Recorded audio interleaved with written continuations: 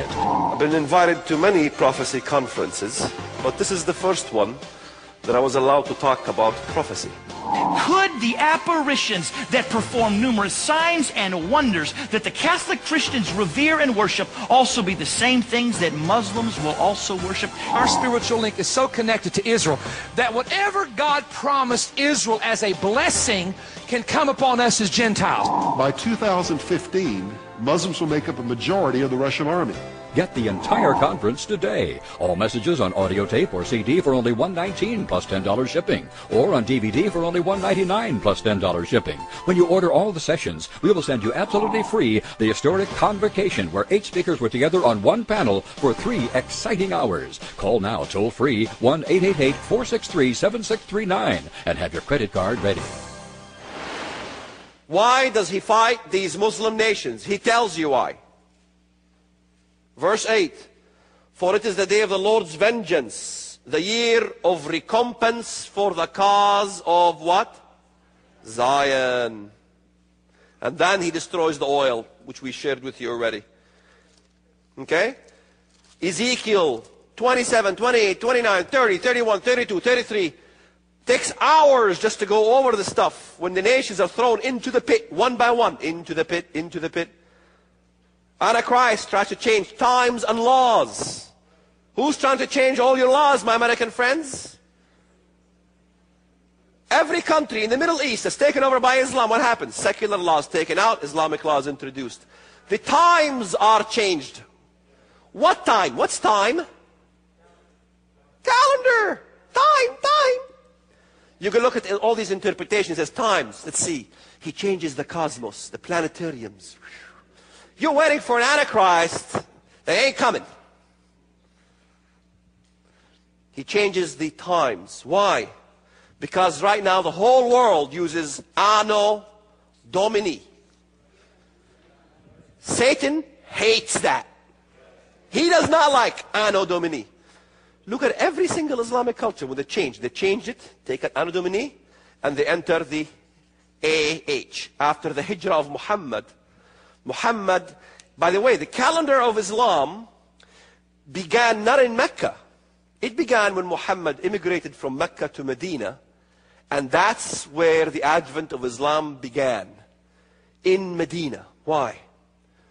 Because Satan, when he introduced the worship of the moon god, he introduced it in Yathrib, in Medina. When? You know the story of Nebuchadnezzar? His son Nabonidus introduced the worship of the moon god from Babylonia in Arabia. That's why it's called in the Bible the daughter of Babylon, or daughter, being born from Babylon. It is another Babylonian religion. The greatest gods in the Roman Empire was also the crescent moon. In the Grecian, in the Egyptian was the sun and the moon. Mayan. All this, the worship of the moon, the symbol of Satan, was prevalent from Babylonia. It's a Babylonian religion. What is this whole thing about being a Babylonian religion? What happened in Babylonia? Let's think for a minute. What happened in Babylonia? What happened? What did Nimrod do? What did this ziggurat all about? Tower of Babel. What happened in the Tower of Babel? What did they say? Let us make a name for ourselves. Let's build a name for ourselves. Build a kingdom, a name. Let's take tar, asphalt, and bricks. And they used tar and bricks to build the ziggurat. What are the Muslims saying today? Let us use oil. We have a few years left. Let us use the oil and build Islam as a name for us all over the world. And they're using the oil. And where is it coming out of? Saudi Arabia again. And they're trying to reverse what God has done in the Bible, where He scattered the people and made them different languages. Now you Christians translate the Bible to all these languages, go through all this tedious work. Why don't you just write it in English and unite the world under English? Because you know that God doesn't want that. God does not want to bring everybody under one language. No Muslim can worship Allah without worshiping Him in Arabic language. Only via the Arabic. That's why Afghans speak Arabic, Iranians speak Arabic. One language. One nation called the Nation of Islam, Ummah. One law. One government system for the whole world. The Americans are waiting for the one world government. Here it is. Changing the times, the laws, no respect for women. The end justifies the means. There is no respect for borders. And we'll behead you with no problems in front of the internet camera. And the Antichrist honors the God of fortresses or the God of war. Who's honoring the God of fortress? The God of war. Jew? No. Well, wait a minute. The Antichrist is Jew. Why? Well, Israel will not sign a peace treaty unless the Antichrist is Jew. Excuse me. They signed a peace treaty with Yasser Arafat.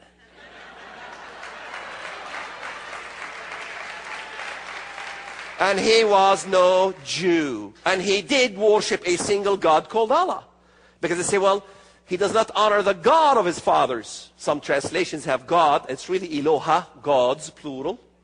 But some translations have it as God of his fathers. And since the Jews only worship the singular God, so the Antichrist must be a Jew. Well, the Muslims worship a singular God too. And he is the God of war, just like the Bible prescribed. Jews don't worship a God of war. Jews say that God is Abba, our Father. They do believe in Ruach HaKodesh, the Holy Spirit. Yet they don't believe Jesus is the Messiah, that's true. But they don't fit the bill. Neither the Catholics fit the bill. Only Islam fits the bill perfectly from all the literals. I had one debate and one scholar on television. I like the guy. He's a friend of mine too. I say, how come every time I ask you to prove to me that Rome is the harlot of Babylon and that Europe is the beast, you are always referring to an allegory? And every time that I want to prove to you that it's not Rome, it's Mecca, it's not Europe, it's the Middle East and the Muslim world, I'm always referring you to a literal. Did you get it? You ask any one of those. What's the evidence? They will always 100% give you an allegory, not a literal. You take those literals from all the Bible, from the beginning to the end, put them down, chart them out, like I said, then you superimpose them on the book of Revelation. The Bible, God did not forget to tell us about Islam. We forgot to look at what God has been trying to tell us all these years.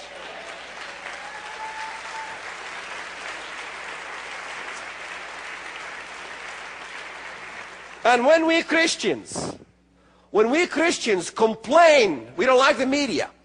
I don't like the media. Why? Because the media has censorship. They don't let Christians speak up. Let me tell you about Christian censorship. Christians censor more than the secular media censors. They don't want you to know that either. That's the first prophecy conference that I was allowed to confuse you with the facts.